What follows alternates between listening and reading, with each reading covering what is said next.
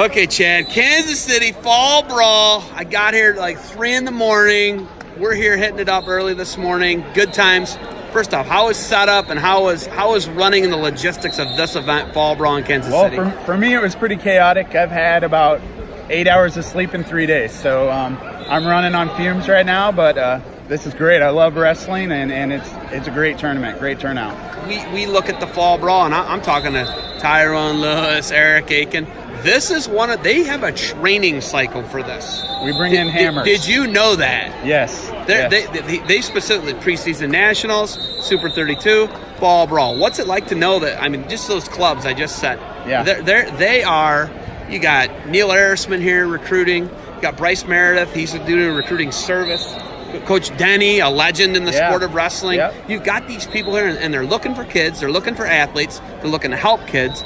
What's it like knowing your guys' tournaments? It's got pull and clout like that. It's awesome. I started working for Blue Chip a year ago, 1 year ago on October 25th. I've worked in healthcare for 19 years, and they came to me and wanted me to get involved. I've been coaching all these years, and I said, I want to be a part of it. And I'm the event manager for Blue Chip, so I help with this. And I've been coming to this tournament since my kid was little. I brought kids just to watch it.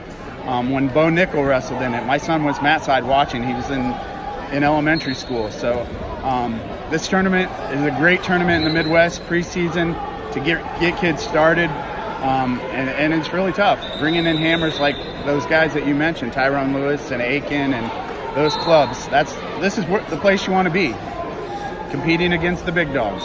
You go from healthcare to management for a clothing company, events, getting the product into tournaments, getting eyeballs on it. We talk about that. That's not easy. No. But being in healthcare is apples to oranges. Yeah. We're talking grapes to watermelons, right? It's a very different thing. How did you adjust to that? Well, being involved in wrestling for so long, I knew Jason Heslop for years and Gons Medina, the two owners of Blue Chip. And when they talked to me about the position that they had open, it was a no-brainer for me. I was ready to get out of healthcare and all the changes that were going on. And I wanted to give back to wrestling because my son's a senior in high school. So I needed something else to do because he's going to be done. And I want to be involved. And I want to go to some of those big tournaments. So last year I got to go to Midlands and Disney Duels. And so some of those big tournaments, I love to go watch kids wrestle. I just love wrestling. So it was a no-brainer for me to change. The apparel part of it was an adjustment for me, but they've been patient with me and taught me the ropes, and now I'm ready to run. I was talking to Bryce earlier about the recruiting service that they're offering and working with. But what's it been like as a dad? You're navigating the recruiting waters. Yeah. What's that like as a dad? And what's it been like as a dad, as a wrestling dad, as a we want you to be a good human dad? How do you balance that? Yeah. How do you navigate the recruiting waters? It's really difficult because you don't, unless you know the coaches out there on who to talk to and what level your kid wants to wrestle at. It's really difficult as a dad. I say take the visits that you can take, and check things out. Step number one for my son was knowing what he wanted to major in. So he chose that he wanted to major in accounting. He has a 4.0 GPA and a 28 on the ACT, so his grades are good. That's your kid's an Ivy Leaguer if he wants. For all intents, that's Ivy League. Academy's Ivy League. Your kid's in the top 12 schools in the country right now if he wants to be. Academically, he's there, and that's what I stressed when he was little. Take care of work in the classroom first, and then the mat work will come later, and you can choose what school you want to go to. That's how I tell my parents. Make sure your kid's taking care of the classroom stuff first, then take care of the wrestling, and then it'll all take care of itself. Okay, so I thought I was a Division I guy. I went and I was 60 and 58 in college. Yeah. For all intents and purposes, I should have been at a Division II school. Yeah. Everybody thinks their kid's D1, right? I don't know your kid. I don't know anything about him. But like, how do you pick the level or let the kid, and how do you guide them to pick the level, I guess is what I should say. I kind of surround myself by masters in the sport. So when I moved to Kansas City 12 years ago, I became friends with Gary Mayab, Mike Haggerty, and they worked with my son in freestyle and Greco, and they helped me tell me what level he was at. And he's a two-time finalist in Missouri. He's 120 and 21 with 78 falls. So he's a bonus point guy. So, he could go D1. or he could go D3, D2. He's borderline. But yeah, it's tough to really say until you talk to those coaches, and they'll tell you.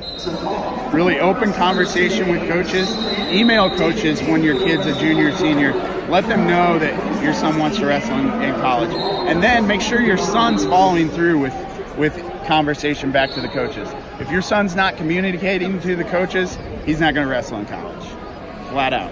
In such a just horrible communication era, generation, they communicate with one another. You know, they'll Snapchat 300 times a day. Yeah. They won't send a coach an email though. Or even a text. Nothing, right? And yeah. How frustrating is that? And do you fight that battle or not? I fight that battle. I'm on top of his emails. Working at Blue Chip has helped too, because the coaches will tell me, hey, I sent your son a text. So I'll follow up with him and say, hey, you need to respond to this guy. Kids are busy too in the classroom, so I understand that. I give him 48 hours. If you haven't responded, I'm going to be on you. So that's kind of my rule. What's the goal for Blue Chip? What do you want? You know, you've been with them a year. What's your goal as an employee?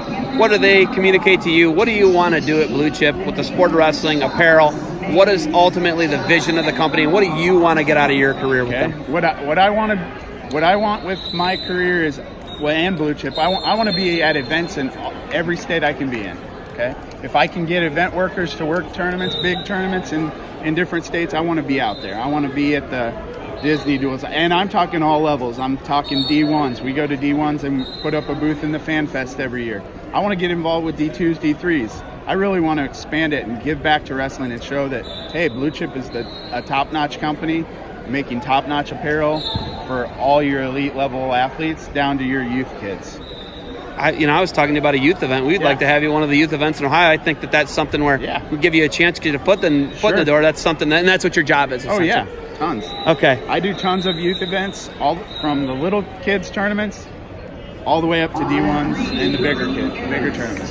All right. There's one thing you want people in the United States of America, Canada, North America to know about Blue Chip. What would it be? Blue Chip, wow. It's a family company, family-oriented company. We're just a good group of guys working. Our production people hammer out shirts I don't even know the numbers, but all coming into work every day, you see piles of T-shirts everywhere and wrestling shoes. If you go to BlueChipWrestling.com, you can order the new Freaks, the Inflicts, all the Nike shoes, the ASIC shoes. We got them all. You can order them there. That's what I love about my job. When I walked into the Blue Chip on day one of my first day at work, the smell of brand new wrestling shoes had me hooked. Coach Harrisman told me he's got 300 shirts coming from Blue Chip. Yep. That fires me up, because guess who gets one? You do? I do, right? There you go. So, hey, we got this tournament running. I don't even get in Arkansas. Okay, dip in the bucket a little bit. Come on. I got to have a talk with him. I'll catch up with him later. You got anything else for me? No, thank you very much for coming out, doing what you do, and giving back to the sport. I watch all your videos, so I'm kind of a wrestling junkie. So it's good. That's what we need. They got to get watched. I don't shoot them to not be watched. Hey. Yeah, you can't set them on it. You got to watch them. All right. Every kid should watch Zeb Miller's videos. Okay, relax, okay? Hey, thanks for the time. Hey. Good luck to you moving forward. I will probably ambush you a couple more times like I did this morning walking in. No problem. And I appreciate it. Good luck to you guys. Just don't videotape me in the corner sleeping.